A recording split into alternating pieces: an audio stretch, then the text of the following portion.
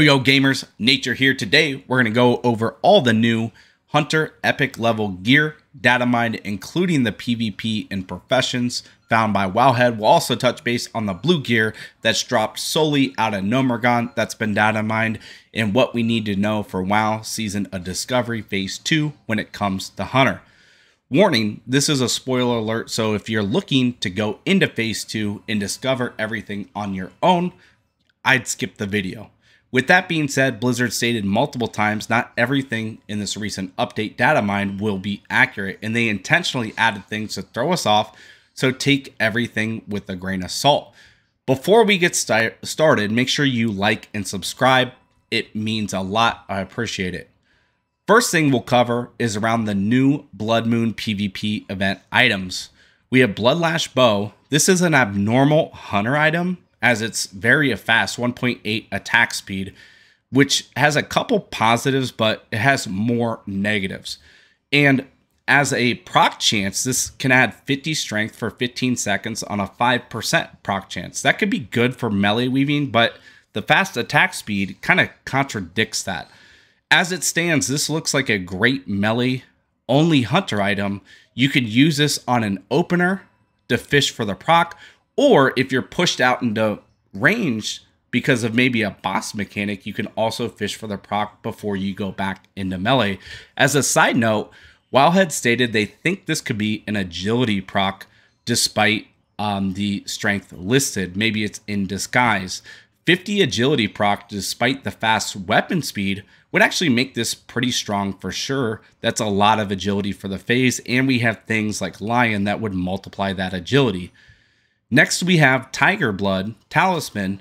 It looks like both the bow and trinket share the unique Blood Moon equipped item, so you cannot have both. With that being said, the trinket is kind of lackluster as it only does 1% crit and some mana. The mana would be equivalent to like 3, 4, maybe 5 MP5, so nothing crazy here. Now, the quiver and ammo pouch are huge. Based on everything we see, it's a must get for hunters. Now, it only does 1% more haste than the other quiver or ammo pouches, which is nothing huge, but it should be best for the phase, and it has a couple more slots to boot. Let's switch gears and go to profession. These items basically affect us in Phase 2. Now, some of this looks good, and I really think it's too early to say 100% what's best, but I'll give her a good educated guess. I really think we keep leather working here, and let me explain why. First off, the epic gloves, assuming we crafted them in Phase 1, are really strong. There's 2 other gloves we'll touch base on later in the video that have 6 agi and 1% crit. However, if we're able to use these gloves and the new epic items that are craftable for the phase, that 10% haste buff would be best in slot on non-mechanical boss encounters when it's up. Second, for leather working, we'll get a new helm. Here's where it gets a little interesting. The leather helm is way better than the mail helm. The leather helm does 14 agi, 14 strength versus the mail only doing 10 agi and 11 strength. Now, they both have 1% hit. However, the on use is massively different. The leather helm will shock you for damage roughly about 500 on average, while providing you with a 20% haste buff for 10 seconds. I can see that being a little bit problematic maybe in PvP, but in PvE, that's really good. The mail helm, on the other hand, removes all poison and makes you immune to poisons for 3 seconds. Now, there is possibly a boss encounter in Nomergon where that could give you a DPS advantage, and this would be great against rogues, for example, in PvP.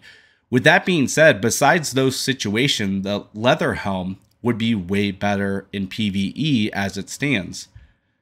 Next, based off what we know, I'm going to keep engineering. Engineering has always been really good in WoW Classic, and that doesn't seem to be different in Phase 2.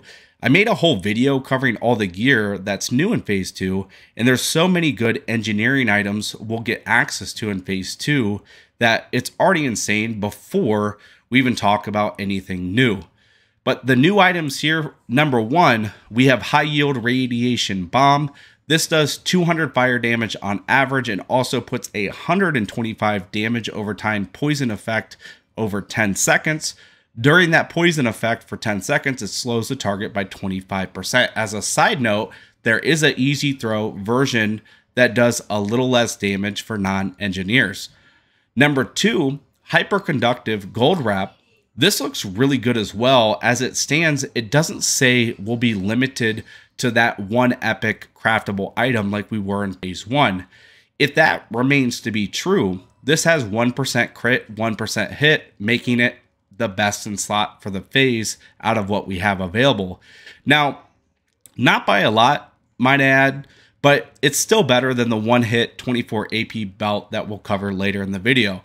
Now, although this video is centered around the new epic and blue items that we can get as a hunter, we just talked a lot about professions and crafting. So it's worth notating 2 other professions that should be strong for the phase. With alchemy, we'll get mildly irritated rejuvenation potion. On use, this restores 262 to 438 mana and 340 to 460 health. This also increases attack power by 40 and damage done by all spells by 35 for 15 seconds, and it's on a 2-minute CD. And for enchanting, we get enchant weapon dismantle. This permanently enchants a weapon to do 10 additional points of damage with physical attacks and up to 25 additional damage with spells to mechanical creatures. It's not clear if physical attacks means melee only, but for melee only hunters, that would be strong, especially since it says weapon and not two-hander, meaning you could put it on both your one-handers. Now, I'd assume it's a melee only item or enchant like the normal weapon weaving enchants. However, it's possible that the enchanters just get this and you could actually pick this up just as a normal enchant. If that's the case, this is really strong for anybody, whether you're ranged or melee only. Now, let's touch base on the epic items that drop in Gnomeregan. First, we'll cover the rings. It looks like we can only get one of the 3 epic rings that are available in Gnomeregan. Now, the one relevant to us as hunters is Hypercharged Gear of Devastation. This is at 8 agi, 7 strength, 10 stam. Nothing insane for an epic item, but it's the best listed for hunters at this time. The one relevant to us more so is actually the neck.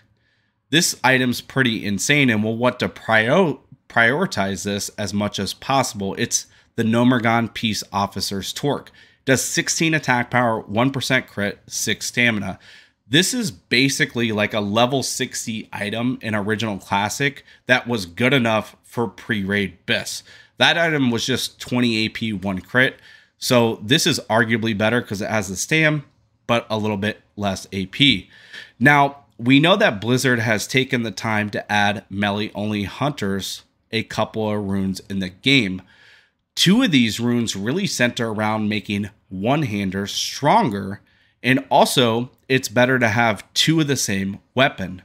I just made a whole video going over runes. For those interested, I'll throw it in the description below. However, here's the epic one-handers that look good for that build. All 3 of these do great damage and have damage procs that give them a little flair. My favorite for melee hunters is actually Mechatorque's Arcano Shredder, and it's too early to say for sure, but as a melee hunter, this looks like a great item. For one, it's slow, meaning flanking strike will hit harder. 2, it's a fist weapon, meaning you'll have less competition on the item. And 3, there's a great offhand that pairs with this that's also a fist weapon. We'll cover that in the later in the blue gear, but there's also number 4, the proc reduces magic resistance on your target, also increasing spell damage taken by 6%. This is a basic utility item. Although it helps you a little, mainly it helps your raid do more damage, which justifies the reason you're a melee-only hunter in doing less damage overall rather than just going ranged. For two-handers, we have one epic item that stands out. Thermoplugs, Rocket Cleaver. We stay away from this a little as a hunter. We'd rather this go to other melee classes, that need the two-hander. But if you're struggling to find a good melee weave item, this is decent and it hits hard. There's a 15 agi pole arm that's not too far behind. We'll cover that again in the blue items. As far as I've seen, every other range weapon data mined is 2.4 attack speed or less. I'm hoping this is Blizzard just kind of messing around with us in the data mining. But as we know, slower ranged attack speed does two things for Hunter. Number one, it makes abilities that scale on weapon damage hit harder, like multi-shot, aim shot, chimera shot, and the new rune added for steady shot.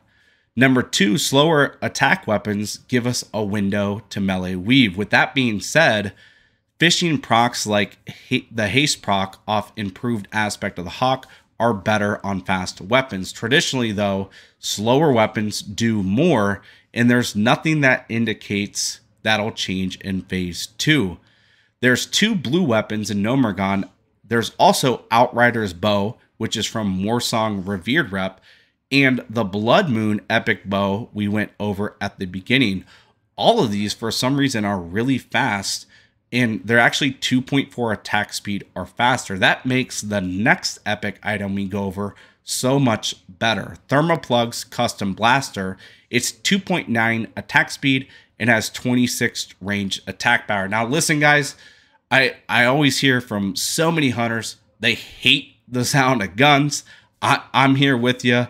Sorry, hunter gun lovers, but you're obviously a minority. However, as of now, this is so much better than the Expo upgrade in phase 1. We'll want to do whatever we can to get this into our hands, and good luck. Lastly, I'll go over all the notable blue items in Nomergon. I want to cover, I'm not going to cover everything. I'll just kind of hit the cream of the crop here for us. For sure, if you think something's noteworthy and I didn't mention it, throw it in the comments. I think it's easy enough to figure out if it's blue, and if it's mail or leather and has really good hunter stats, it's probably a good pickup, right? I mean, well, anyway, first is the Gyromatic Macro Adjuster. It's basically our big polearm for the phase. It has great agility. It is good for weaving as well. Next, with weapons, we have 2 other range weapons I mentioned earlier out of Nomergon. We have the high-tech Supergun and Falco Sting. Both of these are fast, and not our ideal pickup, but they could be an upgrade from what we have. For weapons as well, on the melee hunter side, if you're running axes, Ultrasonic Vibroblade is a great utility item to help reduce armor on encounters. Next is one of my favorite items. It's the Prototype Parachute Cloak. This is basically the engineering cloak, but better. I can imagine a big pull happening in Nomergon that has us jump down and slow fall. It's part of Nomergon, and I think this in the NG Cloak could be a lot of fun and should be a prioritized pickup for anybody looking to do big pulls or speed running in Nomergon. On trinkets, we have some really cool items. Now, I already covered all the engineering upgrades in another video. I touched base on that earlier. I'll put it in the description. But we have Gyromatic Experiment 420B. This is basically your attack power equivalent to the phase 1 trinket, while Wardall's Hardened Core in Niodine Pill Bottle would be useful in PvP.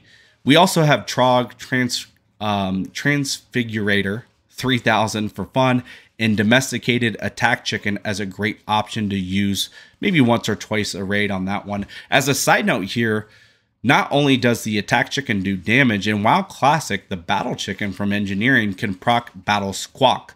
While attacking, it has a random chance to proc a party enchant buff that provides a small amount of haste. I believe it's 5% to your party, and is huge for melee groups. For shoulders, we have a good upgrade called Nomergon Trogslayer Pauldrons. It gets a little weird here for these set items. If we go to the male set, we get 29 agi, 14 strength, 1 crit, 1 hit, 78 attack power, in addition to the 5% chance to gain 100 mana. Whereas on the leather set, the total gives us 30 agi, 38 strength, 1 hit, 1 crit, and +5 to dagger skill. Now, to be honest, I think this is a big W for Blizzard. This was something I was worried about when I was looking at all the pre-gear and everything. They typically stat weight that intellect and mana things a little bit higher than what they should, and it makes hunter items actually not really viable. We usually want to get the leather set. So again, this is a big W. Most hunters are just we're gonna want to get the set that was designed for us. With that being said, a melee hunter without any mana issues running daggers may benefit from the leather set. In WoW Classic at level 60, we know 5 + 5 weapon skill gives us equivalent to 3% hit, which if that remains true, the level at level 40, that would mean the leather set is better if you're running daggers and you're melee only. Now, that's a complete reach, and I'd stay away from this and just let the rogues and leather workers have it. But for that min-maxer out there that's watching this, and if you're melee only, you might want to give the two sets a second look before you just straight go for the mail set. On gloves, we have machinist gloves, which is a great leather item. This low key is going to be one of the hardest items to get in the entire raid because every single melee user will want to get it. That 30 attack power against mechanical units is very insane. And then we also have Fingers of Arcane Accuracy. These will be our easy to grab items, and they're kind of equivalent to the epic item besides the on use. For wrist, we'll want to grab experimental aim stabilizers. And on belt, we mentioned the epic item earlier, but we also have dark vision girdle if you're not engineering. Now, there's more great items for sure, but I'm a big fan of picking what I feel like is best for us and going off of that and just leaving the rest for everybody else that can use them. Now, that's all I got for you today. Other than that, make sure you mash that like and subscribe. We'll keep trying to put out content. Put it in the comments if you have anything to add. Other than that, peace. So you're telling me first a living flame and then I'm arcane blasting them. Do they call it the wetlands because I keep the blood splattering from these gnolls that I'm battering? Keep them choking on the smoke like I'm asthma attacking them? Leveling so fast there ain't a soul I'm not faster than? Why you telling me to follow RXP? I chose the fast life, the life of AoE. As far as I can see, I'm the GOAT, and I'm the only one in Azeroth that I envy. So I'm gonna keep stomping them. If they keep spawning, I'm gonna keep living bombing them. Fire maze too hot, somebody get him a thermometer. This man from outer space, you could call him Andromeda. Wait, take a second and let me get a drink in, like I'm chugging beers with the boys on the weekend. Craft so much water I could dive in the deep end. She said, are you doing well? I said, well, that depends. A vampire for the loot. I'm BFD fiending, dust to dust dreaming. Are you hearing me? You need to let the words seep in. Group them up, light them up, and then I delete them. As far as I can see, I'm the farthest one in the lead. I don't even need to defend. All right, you ready for next ball?